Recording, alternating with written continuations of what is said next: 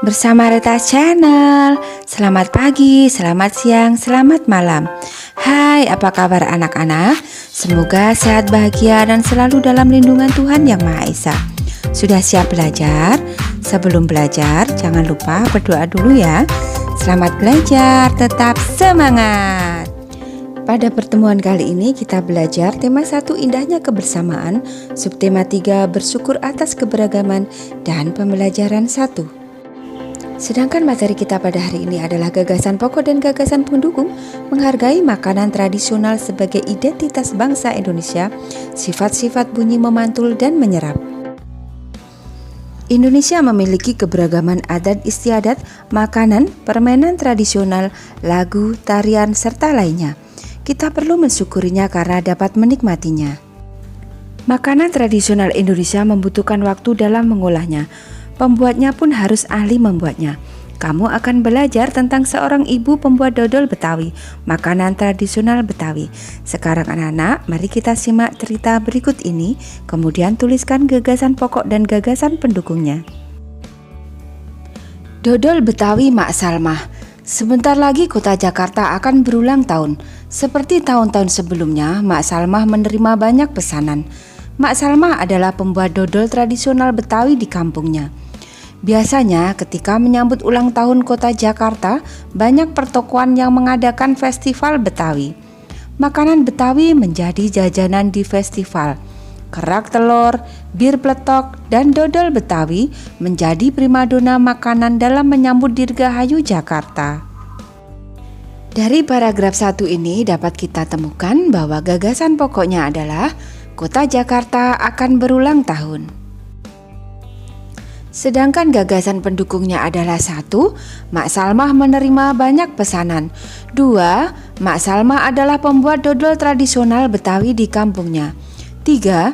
Biasanya ketika menyambut ulang tahun kota Jakarta, banyak pertokoan yang mengadakan festival Betawi. 4. Makanan Betawi menjadi jajanan di festival. 5. Kerak telur, bir pletok, dan dodol Betawi menjadi primadona makanan dalam menyambut Dirgahayu Jakarta. Paragraf 2. Sudah sejak seminggu yang lalu, Mak Salmah bekerja keras. Ia dan beberapa ibu-ibu tetangganya membuat adonan dodol. Ketan, gula merah, gula pasir, dan santan dicampur menjadi satu. Membuat dodol Betawi membutuhkan kerja keras. Tidak hanya perempuan, laki-laki pun terlibat dalam pembuatannya. Biasanya Mak Salmah dan ibu-ibu menyiapkan bahan, memarut kelapa dan menumbuk beras ketan. Adonan dituang kawah, lalu diaduk hingga kental. Proses mengaduk ini dilakukan terus-menerus selama 8-12 jam. Pembuatannya memang berat dan lama. Oleh karena itu, pembuatan dodol Betawi membutuhkan kerjasama. Nah, dari paragraf kedua ini, gagasan pokoknya adalah membuat dodol Betawi membutuhkan kerjasama. Sedangkan gagasan pendukungnya adalah 1. Sudah sejak seminggu yang lalu, Mak Salmah bekerja keras membuat adonan dodol. 2. Ia dan beberapa ibu-ibu tetangganya membuat adonan dodol. 3. Ketan, gula merah, gula pasir, dan santan dicampur menjadi satu. 4. Selain perempuan, laki-laki pun terlibat dalam pembuatan dodol. 5. Mak Salmah dan ibu-ibu menyiapkan bahan, memarut kelapa, dan menumpuk beras ketan. 6. Adonan dituang kawah lalu diaduk hingga kental. 7. Proses mengaduk ini dilakukan terus-menerus selama 8-12 jam. Paragraf 3. Untuk memenuhi pesanannya, Mak Salmah selalu melibatkan tetangga-tetangganya. Mak Salmah ingin rejeki yang diperolehnya dari dodol Betawi tidak dirasakannya sendiri. Mak Salmah juga ingin dodol Betawi selalu dikenal. Ia ingin warga di sekitarnya juga ikut melestarikan makanan tradisional milik kampung sendiri. Dodol Betawi Mak Salmah ikut melestarikan budaya, memupuk kerjasama, serta menjalin keakraban antar warga. Nah, dari paragraf 3 ini gagasan pokoknya adalah pembuatan dodol Betawi Mak Salmah dapat melestarikan budaya, memupuk kerjasama, dan menjalin keakraban antar warga. Sedangkan gagasan pendukungnya adalah 1. Untuk memenuhi pesanannya, Mak Salmah selalu melibatkan tetangga-tetangganya. 2. Mak Salma ingin rezeki yang diperolehnya dari dodol Betawi tidak dirasakannya sendiri. 3. Mak Salma juga ingin dodol Betawi selalu dikenal.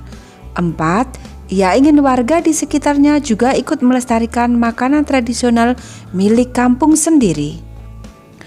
Aku suka sekali makan nasi uduk dengan irisan bawang goreng dan telur dadar. Itu makanan tradisional Betawi. Apa makanan favorit daerahmu? Apakah kamu juga menyukai makanan khas daerah lain? Bagaimana pendapatmu dengan beragamnya makanan khas negeri kita? Tahukah kamu bahwa banyak sekali makanan khas daerah di negeri kita ini? Berikut adalah beberapa contohnya. Ayo kita kenali beberapa di antaranya. Sego jamblang atau nasi jamblang dalam bahasa Indonesia adalah makanan khas dari Cirebon, Jawa Barat. Nama jamblang berasal dari nama daerah di sebelah barat kota Cirebon. Nasi pecel adalah sarapan kesukaan masyarakat Madiun, Jawa Timur. Selain kesukaan masyarakat Madiun, Jawa Timur, yang terkenal dengan pecelnya adalah Blitar dan juga Kediri. Kalau Kediri, kalian tahu biasanya nasi pecelnya dicampur dengan apa lagi? Ayo. Ya bener, sambal tumpang ya, kalian pasti suka. Lontong sayur sangat mudah kamu temui di Jakarta dan Jawa Barat sebagai menu sarapan favorit. Nasi kerawu adalah makanan khas kota Gresik yang terbuat dari campuran nasi dan daging sapi dengan kadar minyak yang cukup tinggi. Kemudian nasi gudeg, atau dalam bahasa Jawa disebut sego gudeg, adalah makanan favorit di Jakarta. Adakah kalian yang sudah pernah makan nasi gudeg? Kalau belum, bisa dicoba, enak sekali. Anak-anak, sekarang mari kita mencoba mencari tahu tentang makanan tradisional yang kita ketahui di daerah kita. Kemudian, sampaikan asal daerahnya, bagaimana membuatnya dan kapan biasanya masyarakat setempat mencicipinya. Pastinya kalian karena tinggal di Pulau Jawa, maka tidak asing dengan yang namanya nasi tumpeng.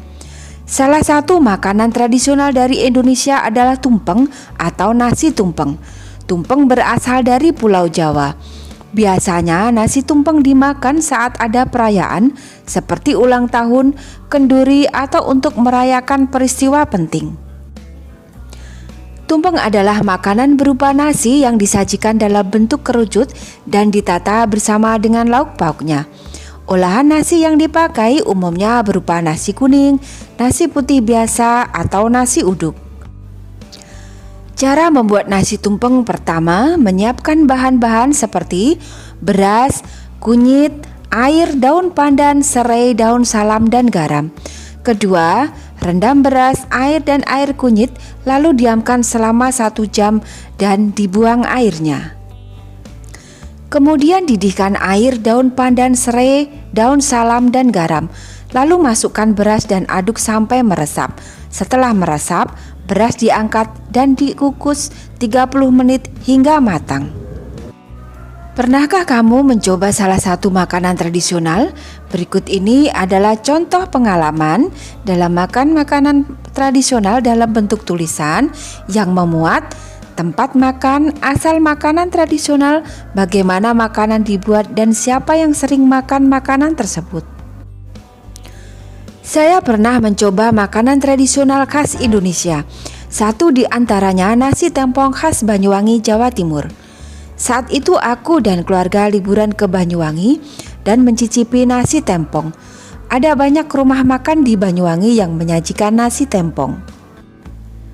Nasi tempong adalah nasi dengan sambal pedas dengan paduan rasa segar tomat ranti, terasi, cabai rawit, dan jeruk sambal. Sambalnya selalu segar karena dibuat langsung begitu kita memesan makanan. Meski pedas, kita bisa mengatur sendiri level pedas yang diinginkan, mau yang pedasnya sedang atau pedas sekali. Nasi tempong biasanya disajikan hangat dengan lauk yang serba gurih, misalnya tempe, tahu, pergedel jagung, dan ikan asin. Biasanya penjual juga menyediakan lauk yang bisa ditambah, seperti telur dadar, cumi asin, ayam goreng, ikan laut, hingga rempeyek alias iwak peyek. aneka sayur rebus seperti labu siam, genjer, bayam, terong, dan kemangi melengkapi nasi tempong. Di beberapa daerah makanan tradisional ditawarkan penjual dengan berkeliling kampung. Terkadang mereka berteriak, misalkan begini, "Teh sate!" atau membunyikan alat menawarkan makanan tersebut. Ada yang berbunyi tek tek tek tek tek, ada yang berbunyi tok tok tok tok, ada yang teng deng deng deng. Nah, suaranya nyaring terdengar. Ingatkah kamu bahwa bunyi memerlukan penghantar untuk bisa didengar? Media penghantar untuk perambatan bunyi adalah udara, zat cair, dan benda padat. Tahukah kamu sifat-sifat bunyi lainnya? Ayo kita lakukan percobaan berikut ini. Percobaan pemantulan dan penyerapan bunyi. Tujuan membuktikan macam-macam bunyi pantul melalui percobaan terhadap bunyi benda-benda sederhana dalam ruangan. Alat dan bahan: piring kaca, piring plastik, piring kaleng, gabus, 2 tabung kertas, beberapa buku, dan arloji yang berdetak. Langkah kerja: 1. Susunlah 2 baris buku dengan ketinggian yang sama. 2. Letakkan tabung-tabung di atas buku dengan hati-hati. 3. Pegang arloji di telingamu. Dengar baik-baik untuk meyakinkan bahwa kamu mendengar bunyi detak arloji. 4. Letakkan arloji ke dalam salah satu tabung. Dengarkan dari ujung tabung yang lain. Apakah kamu dapat mendengar bunyi detakan jarum arloji? 5. Minta temanmu untuk memegang piring atau benda lain di ujung tabung yang lain. Apakah sekarang kamu dapat mendengar bunyi detakan jarum? Nah, sekarang mari kita menjawab pertanyaan berikut berdasarkan percobaan. 1. Apa yang terjadi dengan gelombang bunyi pada tabung kedua jika kamu meletakkan piring kaca? Yang terjadi dengan gelombang bunyi pada tabung kedua jika meletakkan piring kaca adalah suara arloji terdengar lebih keras. Ketika piring kaca diganti dengan gabus yang empuk, apa yang terjadi? Jelaskan. Ketika piring kaca diganti dengan gabus yang empuk, yang terjadi adalah suara menjadi lebih pelan. Mengapa lebih pelan? Karena gabus fungsinya adalah untuk menyerap suara atau meredam suara, dan gabus tidak bisa memantulkan suara dengan jelas. Apa yang terjadi pada gelombang bunyi pada tabung pertama? Yang terjadi pada gelombang bunyi pada tabung pertama adalah bunyi lebih keras karena bunyi dipantulkan oleh piring. Sekarang marilah kita membuat laporan kegiatan percobaan tentang sifat bunyi yang baru saja kalian lakukan. Laporan percobaan pemantulan dan penyerapan bunyi. Nama percobaan: percobaan pemantulan dan penyerapan bunyi.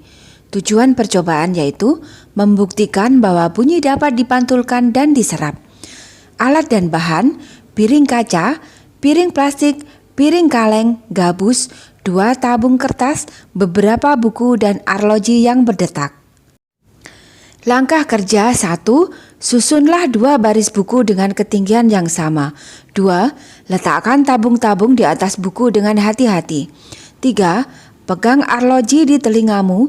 Dengar baik-baik untuk meyakinkan bahwa kamu mendengar bunyi detak arloji. 4. Letakkan arloji ke dalam salah satu tabung. Dengarkan dari ujung tabung yang lain. Apakah kamu dapat mendengar bunyi detakan jarum arloji? 5. Minta tolong pada temanmu untuk memegang piring atau benda lain di ujung tabung yang lain, seperti pada gambar.